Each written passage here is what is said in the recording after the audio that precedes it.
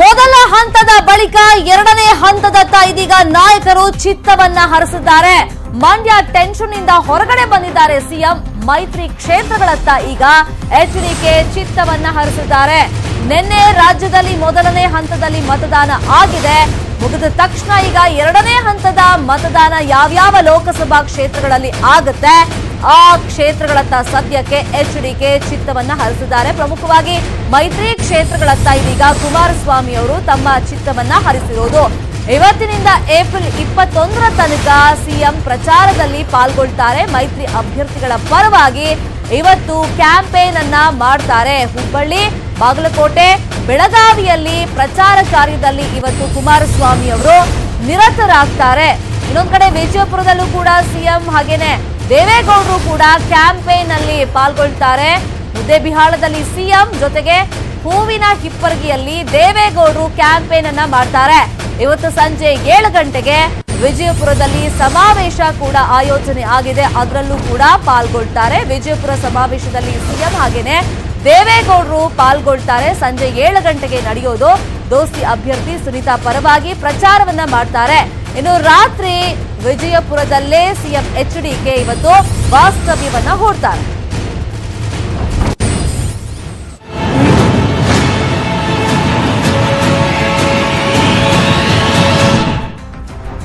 ಇನ್ನು ಈ ಪ್ರಚಾರದ ಜೊತೆಯಲ್ಲೇ ಬಿಎಸ್ವೈ ಕೋಟೆಯನ್ನ ಭೇದಿಸೋಕೆ ದೋಸ್ತಿಗಳು ಪ್ಲಾನ್ ಅನ್ನ ಮಾಡ್ಕೊಂಡಿದ್ದಾರೆ. ರಾಘವೇಂದ್ರ ಅವರನ್ನ ಸೋಲಿಸಲೇಬೇಕು ಅಂತ ಮೈತ್ರಿ ನಾಯಕರು ರಣತಂತ್ರವನ್ನ ರೂಪಿಸಿದ್ದಾರೆ. ಶಿವಮೊಗ್ಗದಲ್ಲೇ ಹೆಚ್ಚು ಸಮಯವನ್ನ ಕಳಿಬೇಕು ಪ್ರಚಾರದಲ್ಲಿ ಅಂತ ಸಿಎಂ ಈಗ ನಿರ್ಧಾರವನ್ನ ಮಾಡಿಕೊಂಡಿದ್ದಾರೆ. ಶತಾಯ ಗತಾಯ ಮಾಜಿ ಸಿಎಂ ಬಿಜೆಪಿಯ ರಾಜ್ಯಾಧ್ಯಕ್ಷ ಬಿಎಸ್ ಯಡಿಯೂರಪ್ಪ ಅವರ ಪುತ್ರ ರಾಘವೇಂದ್ರ ಅವರನ್ನ ಸೋಲಿಸೋ ನಿಟ್ಟಿನಲ್ಲಿ ಏನೆಲ್ಲ ರಣತಂತ್ರಗಳನ್ನ ರೂಪಿಸಬೇಕು ಅದನ್ನ ರೂಪಿಸಿಕೊಂಡು ಅತಿ ಹೆಚ್ಚು ಪ್ರಚಾರದ ಸಮಯವನ್ನ ಶಿವಮೊಗ್ಗದಲ್ಲೇ ಕಳಿಬೇಕು ಅಂತ ಸಿಎಂ ಪಣವನ್ನ ತೊಟ್ಟಿದ್ದಾರೆ. ಈ ಮುಖಾಂತರವಾಗಿ ತಮ್ಮ ಪಕ್ಷದ ಅಭ್ಯರ್ಥಿ ಮಧು ಬಂಗಾರಪ್ಪ ಅವರನ್ನ ಗೆಲ್ಲಿಸ್ಕೊಂಡು ಬರಬೇಕು ಶಿವಮೊಗ್ಗದಲ್ಲಿ ಅಂತ ಈಗ ನಿರ್ಧಾರವನ್ನು ಮಾಡಿದ್ದಾರೆ. ಈಗಾಗಲೇ ಒಂದು ಸುತ್ತಿನ ಪ್ರಚಾರ ಇಲ್ಲ ಮುಗಿದಿದೆ. ಶಿವಮೊಗ್ಗದಲ್ಲಿ ಜೋಡೆತ್ತುಗಳೇ ಅಂತಾನೆ ಕುಮಾರಸ್ವಾಮಿ ಅವರು ಕರ್ಕೊಂಡಿದ್ದಾರೆ. ಅವರಿಗೆ ಹಾಗೇನೆ ಡಿಕೆ ಶಿವಕುಮಾರ್ ಅವರಿಗೆ ಅವರಿಬ್ರು ಕೂಡ ಸತತವಾಗಿ ಪ್ರಯತ್ನವನ್ನ ಪಡ್ತಾ ಇದ್ದಾರೆ. ಸ್ಥಳೀಯ ನಾಯಕರ ಜೊತೆ ಸಿಎಂ ಚರ್ಚೆಯನ್ನ ಮಾಡ್ತಾರೆ. ಇನ್ನು ಸಿಎಂಗೆ ಸಾಥನ್ನ ಕೊಡೋದು ಸಚಿವ ಡಿಕೆ ಶಿವಕುಮಾರ್ ಅವರು. ಶಿವಮೊಗ್ಗದಲ್ಲಿ ಶತಾಯ ಗತಾಯ ಮಧು ಬಂಗಾರಪ್ಪ ಗೆಲ್ಲಿಸೋಕೆ ಸಿಎಂ ಪಣವನ್ನ ತೊಟ್ಟಿದ್ದಾರೆ. ಶಿವಮೊಗ್ಗದಲ್ಲಿ 2 ದಿನ ಅಬ್ಬರದ ಪ್ರಚಾರಕ್ಕೆ ಈಗ ತೀರ್ಮಾನವನ್ನ ಮಾಡಿಕೊಂಡಿದ್ದಾರೆ. ಈಗಾಗಲೇ ಒಂದು ಸುತ್ತು ಪ್ರಚಾರವನ್ನ ಸಿಎಂ ನಡೆಸಿದ್ದಾರೆ.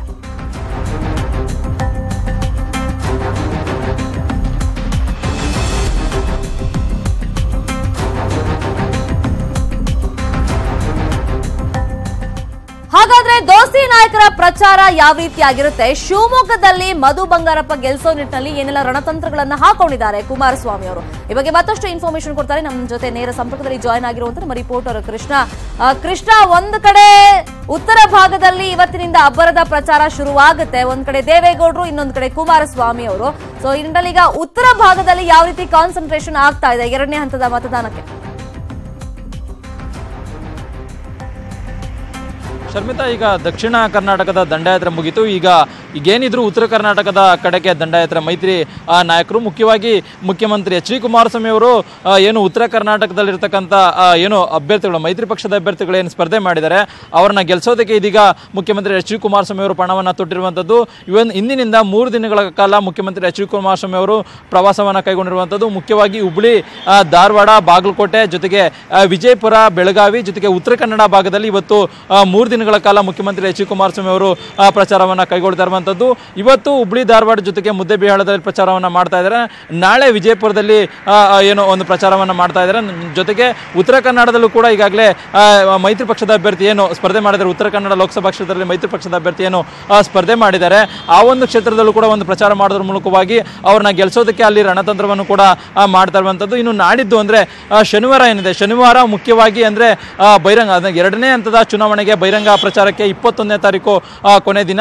ಅವತ್ತು ಮುಖ್ಯಮಂತ್ರಿ ಎಚ್ ಡಿ ಕುಮಾರಸ್ವಾಮಿ ಅವರು ಶಿವಮೊಗ್ಗ ಭಾಗದಲ್ಲಿ ಒಂದು ಪ್ರಚಾರವನ್ನು ಕೈಗೊಳ್ತಾ ಇರುವಂಥದ್ದು. ಮುಖ್ಯವಾಗಿ ಮೈತ್ರಿ ಪಕ್ಷದ, ಅದರಲ್ಲೂ ಮುಖ್ಯವಾಗಿ JDS ಪಕ್ಷದ ಅಭ್ಯರ್ಥಿಯಾಗಿರ್ತಕ್ಕಂಥ ಮಧು ಬಂಗಾರಪ್ಪನವನ್ನ ಹೇಗಾದ್ರೂ ಮಾಡಿ ಗೆಲ್ಲಿಸಬೇಕು ಅನ್ನುವಂಥ ರಣತಂತ್ರವನ್ನ ಇದೀಗ ಮುಖ್ಯಮಂತ್ರಿ ಎಚ್ ಡಿ ಕುಮಾರಸ್ವಾಮಿ ಅವರು ಮಾಡಿರುವಂಥದ್ದು.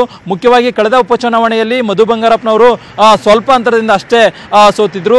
ಹೀಗಾಗಿ ಅವ್ರನ್ನ ಈ ಒಂದು ಚುನಾವಣೆಯಲ್ಲಿ ಹೇಗಾದ್ರೂ ಮಾಡಿ, ಅಂದ್ರೆ ಸ್ವಲ್ಪ ಅಂತರ ಏನಿದೆ ಅದನ್ನ ಸರಿಪಡಿಸೋದ್ರ ಮೂಲಕವಾಗಿ ಅವ್ರನ್ನ ಗೆಲ್ಲಿಸೋದಕ್ಕೆ ಇದೀಗ ಎಚ್ ಡಿ ಕುಮಾರಸ್ವಾಮಿ ಅವರು ರಣತಂತ್ರವನ್ನ ಮಾಡಿರುವಂಥದ್ದು. ಮುಖ್ಯವಾಗಿ ನಾಳೆ ಸಂಜೆಯೇ ಅಂದ್ರೆ ಏನು ದೊಡ್ಡ ಒಂದು ಸಮಾವೇಶ, ಅಂದ್ರೆ 6 ಗಂಟೆಗೆ ಶಿವಮೊಗ್ಗದಲ್ಲಿ ಒಂದು ದೊಡ್ಡ ಸಮಾವೇಶವನ್ನ ಮಾಡಲಾಗ್ತಾ ಇದೆ. ಆ ಒಂದು ಸಮಾವೇಶದಲ್ಲಿ ಒಂದು ಪ್ರಚಾರ, ಮೊದಲ ಬಾರಿಗೆ ಪ್ರಚಾರವನ್ನ ಕುಮಾರಸ್ವಾಮಿ ಅವರು ಮಾಡ್ತಾ ಇರುವಂಥದ್ದು. ಈಗಾಗಲೇ ಒಂದು ದಿನ ಏನು ನಿನ್ನೆ ಮಂಡ್ಯದಲ್ಲಿ ಅಂದ್ರೆ ಪ್ರವಾಸವನ್ನ ಮುಗಿಸೋದ್ರ ಮೂಲಕವಾಗಿ ಈಗಾಗಲೇ ಒಂದು ದಿನ ಶಿವಮೊಗ್ಗದಲ್ಲಿ ಪ್ರಚಾರವನ್ನ ಮುಖ್ಯಮಂತ್ರಿ ಎಚ್ ಡಿ ಕುಮಾರಸ್ವಾಮಿ ಅವರು ಮಾಡಿರುವಂಥದ್ದು.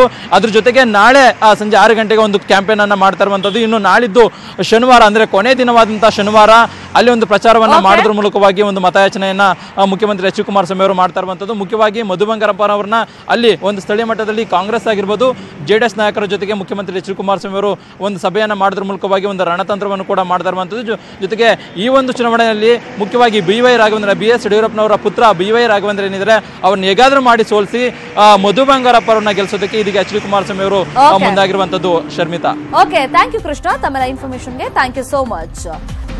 ಉತ್ತರಕ್ಕೆ ದೋಸ್ತಿ ದಂಡಯಾತ್ರೆ, ಸಿದ್ದು HDK ಲೆಕ್ಕಾಚಾರ ಏನು? ಶಿಷ್ಯನ ಅಡ್ಡದಲ್ಲಿ ಗುರು ರಣತಂತ್ರ.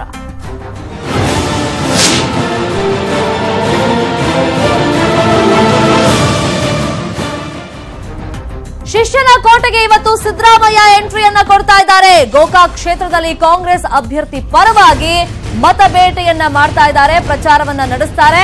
ಬೆಳಗಾವಿಯ ಅಭ್ಯರ್ಥಿ VS ಸಾಧುನವರ್ ಪರ ಕ್ಯಾಂಪೇನ್ ಅನ್ನ ಇವತ್ತು ಗೋಕಾಕ್ ಕ್ಷೇತ್ರದಲ್ಲಿ ಸಿದ್ದರಾಮಯ್ಯ ಅವರು ಮಾಡ್ತಾರೆ. ಈ ಮುಖಾಂತರವಾಗಿ ತಮ್ಮ ಶಿಷ್ಯನ ಕೋಟೆಗೆ ಎಂಟ್ರಿಯನ್ನ ಸಿದ್ದರಾಮಯ್ಯ ಅವರು ಕೊಡ್ತಾ ಇದ್ದಾರೆ. ಸತೀಶ್ ಸಂಧಾನಕ್ಕೂ ಕೂಡ ರಮೇಶ್ ಜಾರಕಿಹೊಳಿ ಅವರು ಈ ಕ್ಷಣದವರೆಗೂ ಕೂಡ ಬಗ್ಗಿಲ್ಲ. ಸದ್ಯಕ್ಕೆ ತಟಸ್ಥವಾಗಿದ್ದಾರೆ ರಮೇಶ್ ಜಾರಕಿಹೊಳಿ. ಕಾಂಗ್ರೆಸ್ಗೆ ಒಳೇಟು ಕೊಡೋ ಭೀತಿಯಲ್ಲಿ ಕಾಂಗ್ರೆಸ್ನ ನಾಯಕರು ಇದ್ದಾರೆ. ಇನ್ನು ಲಖನ್ಗೆ ಗೋಕಾಕ್ ಸಮಾವೇಶದ ಉಸ್ತುವಾರಿಯನ್ನ ನೀಡಲಾಗಿದೆ. ಕಾಂಗ್ರೆಸ್ ಪ್ರಚಾರ ಕಾರ್ಯವನ್ನ ಸದ್ಯಕ್ಕೆ ಲಖನ್ ನಡೆಸ್ತಾ ಇದ್ದಾರೆ. ರಮೇಶ್ಗೆ ಹಾಗಾದ್ರೆ ಟಾಂಗ್ ಅನ್ನ ಕೊಡ್ತಾರಾ ಸಿದ್ದರಾಮಯ್ಯ ಅವರು? ಯಾಕಂದ್ರೆ ಸಿದ್ದರಾಮಯ್ಯ ಅವರ ಅಪ್ಪಟ ಶಿಷ್ಯ ಅಂತಾನೆ ರಮೇಶ್ ಬಿಂಬಿತವಾಗಿದ್ರು. ಆದ್ರೆ ಸಿದ್ದರಾಮಯ್ಯ ಅವರ ಮಾತನ್ನು ಕೂಡ ಕೇಳದೇ ಇರೋ ಪರಿಸ್ಥಿತಿಯಲ್ಲಿ ಸದ್ಯಕ್ಕೆ ರಮೇಶ್ ಇದ್ದಾರೆ.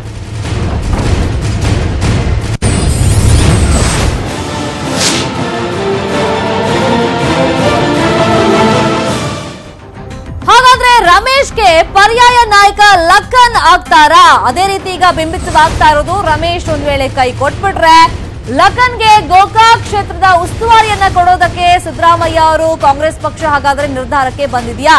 ಈಗಾಗಲೇ ಈ ಸುಳಿವನ್ನ ಕೊಟ್ಟಿದ್ದಾರೆ ಸತೀಶ್ ಜಾರಕಿಹೊಳಿ ಅವರು. ಮೊನ್ನೆ ತಾನೇ ರಮೇಶ್ ಜಾರಕಿಹೊಳಿಗೆ ಪಕ್ಷದಿಂದ ಸೂಕ್ತ ನಿಟ್ಟಿನಲ್ಲಿ ಏನಾದ್ರೂ ಶಿಸ್ತು ಕ್ರಮ ಆಗ್ಬೇಕು ಅಂತ ಅವರೇ ಒಂದು ಕಂಪ್ಲೇಂಟ್ ಅನ್ನ ಕೊಟ್ಟಿದ್ರು. ಸೊ ಇದೀಗ ಪರ್ಯಾಯ ನಾಯಕ ಯಾರು ಅನ್ನೋ ಬಗ್ಗೆ ಚರ್ಚೆ ನಡೀತಾ ಇದೆ. ಈಗ ರಮೇಶ್ ಜಾರಕಿಹೊಳಿ ಬಿಜೆಪಿ ಸೇರೋದು ಖಚಿತ ಅಂತಾನೆ ಹೇಳಲಾಗ್ತಾ ಇದೆ. ಒಂದ್ ವೇಳೆ ರಾಜೀನಾಮೆ ನೀಡಿ ಗೋಕಾಕ್ನಿಂದ ಇವರು ಸ್ಪರ್ಧೆಯನ್ನ ಮಾಡುವಂತ ಸಾಧ್ಯತೆ ಇದೆ. ಬಿಜೆಪಿಯಿಂದ ರಮೇಶ್ ಸ್ಪರ್ಧಿಸಿದ್ರೆ ಲಖನ್ ಜಾರಕಿಹೊಳಿ ಕಾಂಗ್ರೆಸ್ ಪಕ್ಷದಿಂದ ಸ್ಪರ್ಧೆ ಮಾಡೋದು ಬಹುತೇಕ ಖಚಿತ ಅಂತ ಹೇಳಲಾಗ್ತಾ ಇದೆ. ರಮೇಶ್ ಜಾರಕಿಹೊಳಿಗೆ ಟಕ್ಕರ್ ಕೊಡೋದಕ್ಕೆ ಈ ಸಿದ್ಧತೆ ಪಕ್ಷ ಈಗ ಮಾಡ್ಕೊಳ್ತಾ ಇರೋದು ಕಾಂಗ್ರೆಸ್. ಬಿಜೆಪಿಯಿಂದ ಸ್ಪರ್ಧಿಸಿದ್ರೆ ಸೋಲಿಸೋದಕ್ಕೆ ಸ್ಕೆಚ್ ಅನ್ನ ಹಾಕಿದ್ದಾರೆ. ಸಹೋದರ ಲಖನ್ ಸೆಳೆದು ಅಭ್ಯರ್ಥಿಯಾಗಿ ಅವರನ್ನೇ ನಿಲ್ಲಿಸೋದಕ್ಕೆ ಎಲ್ಲಾ ತಯಾರಿಗಳು ಇದೀಗ ಕಾಂಗ್ರೆಸ್ ಪಕ್ಷ ಮಾಡ್ಕೊಳ್ತಾ ಇದೆ. ಲಖನ್ ಅವರಿಗೆ ಜವಾಬ್ದಾರಿ ಹೊಂದಿದ್ವಿ,